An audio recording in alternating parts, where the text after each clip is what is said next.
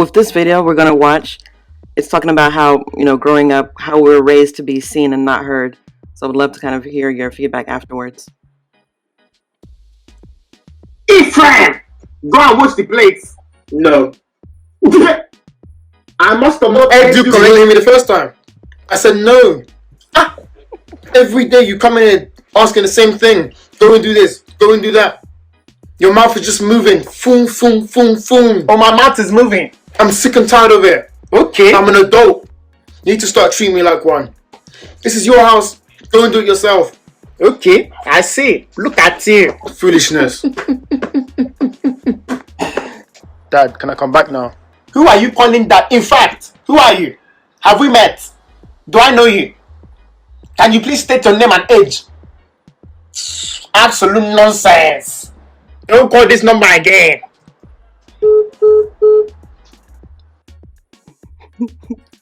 I had a hard time communicating how I feel. Even in my marriage, sometimes I would bottle things up. Like, I don't know how to come and say, this is how I'm feeling, or that. I would just either be quiet or shut down. And I don't want my daughter to go through that. So I'm giving her the tools and the option to be more expressive, talk about her feelings and not feel ashamed of how she feels. And it's going to make change. I know she's not going to go through certain things that I went through. I want the best for her. Okay. So with those two clips, definitely two different responses for them. The first one, you have this child who is talking back to his parents literally, and then of course the dad puts him in his place, like, get out of my house. And then the second one was from one of our previous events. So she was talking about how, growing up, just kind of being taught how you shouldn't maybe talk or speak up too much for yourself, to the point that it's even affecting her, currently in her marriage. I think, one of you brought this up earlier, how way we were raised kind of influences the way we respond to people around us and our relationships and everything else like that. So I think for me, I kind of relate to what Yara was saying in the previous video.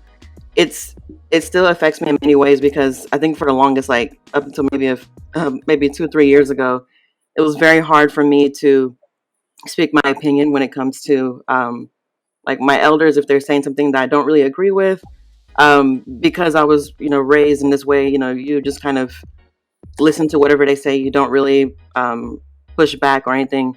It really affected me, like, in many ways, professionally, socially, my other interactions, everything else like that. So with this question, if y'all can go to the Slido, we're asking, should children be seen and not heard? So have a few responses, a few different options you can choose. And then also kind of would want to know what you all thought about the video. So I'll start with you. I make it a point to allow my children to speak up. I think, especially my daughters, I have 2 daughters. I want them to be assertive women. And as time goes on, they'll learn when to and when to be assertive and when to just let things go. However, like I mentioned earlier, I'm trying to set the precedence at the home. Therefore, if there's any corrections, I can teach them now and provide them with the tools and the resources to be able to not feel like they always have to mute themselves or hide their feelings. Because it affected me too. It really did. Like, as I'm trying to maintain the family name and all this type of stuff, and not knowing, like, I think my life experiences have made me who I am and have made me more assertive in adulthood than I was growing up, because of the fact that I didn't know when to be assertive and when not to. And I actually didn't even know what the word assertive was at that time. But pretty much what that is being assertive, like letting it be known, like, this is what I'm going to take and what I'm not going to take, and not thinking that tolerating nonsense means strength, which, can tie into other things. Right. But I'll be honest, the first video triggered the African in me. Don't talk to me like that, first of all, as a child. But the reality is, when in the process of growing up, what is your definition of an appropriate time to express yourself? It's very relative. And as a child, you can't really tell. So right now with my kids, I want them to speak whenever. Speak your mind. And as we're going along, as we're growing, as we're going through this process, we will start to teach them when it's right, when it's not right, and, you know, nuances like that. But I feel like if kids have to start to calculate, you know, I have a 9 and a 10-year-old, so I don't have, you know, big kids. I'm sorry, a 9 and a 7.5-year-old, and I don't have big kids. So it's like, how do they calculate when it's appropriate, when it's the right time to speak, especially with everything going on in the world right now with kids? What is appropriate to say? So for me, whenever you're uncomfortable, whenever you have a view, I would like you to express it. And then we'll talk about the appropriateness of it. You know what I mean? But it's very important because, like I said, it definitely affected a lot of us. And I don't like to pick on the women, but specifically women as African women. We had a lot of restrictions on how we express ourselves. Personally, my dad wanted me to be assertive. My dad went to school here, so he had some different views. He always wanted me to speak my mind, but my mom was like, no, this is how women should behave. You shouldn't be so, you know, they would consider it aggressive or ill-mannered and all of that, you know. And where do you draw the line, really? When can I actually say my mind? High sense, too much sense. Too much sense, right? So, yeah.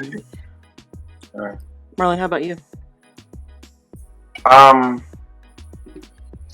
Definitely, I think there's a fine balance because of the socio-emotional learning. You must there's like a fine balance of allowing students to be able to express themselves healthily, right? And express their feelings and being able to advocate for themselves, right? But I think what happens is that I always say it. I think that our parents think they're more advanced than they really are, and that is always seems to be the case. I think I've heard a lot of keywords: harshness, crudeness, simple, approaches, but we have to understand that is the legacy of Africa. We have to understand why things are the way they are and the cultural ties to the way they are. Your family name is your family name in the old days. Your family name would be, that would be how you would be taken, and in the community. That's how that was a way of making money. That was a way of, it's not just prestige and this and that. It's like this was how you survived because you were part of kingdoms, even if and that is, that's part of our heritage. So there's a good balance there to be had. I think that definitely encouraging kids to have that discussion, to be able to communicate openly, to be able to communicate with, context and understanding, and be able to make their mistakes and not feel that they will be chastised for it. I think that's very important. I do recognize that many of us would feel, because people have sharp mouths. They will just slice you up, and before you know it, you'll be picking up pieces of your soul from the floor. So it's very,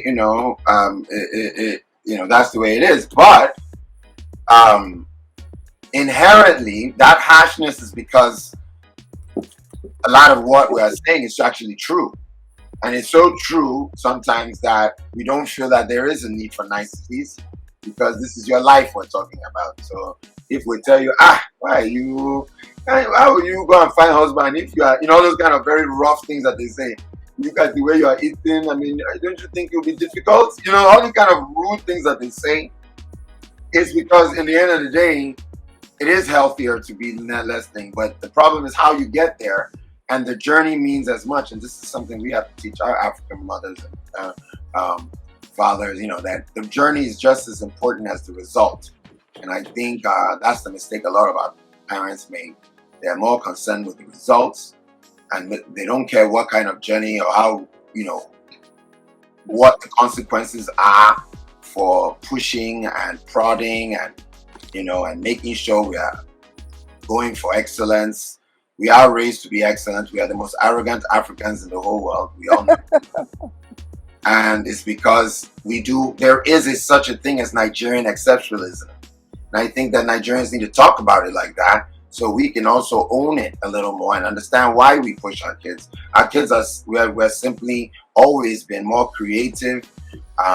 For centuries, we've been more creative in arts and sciences and things like that. So to automatically feel that we need to promote that and find ways to get that out, I think is quite important. So anyway, that's where I lay on it. But I think there's a lot of work to be done. Kids have to be given that confidence to speak out, but that doesn't happen very much in military governments. So I'll let that but I'll let it go. It all ties in, huh? Right.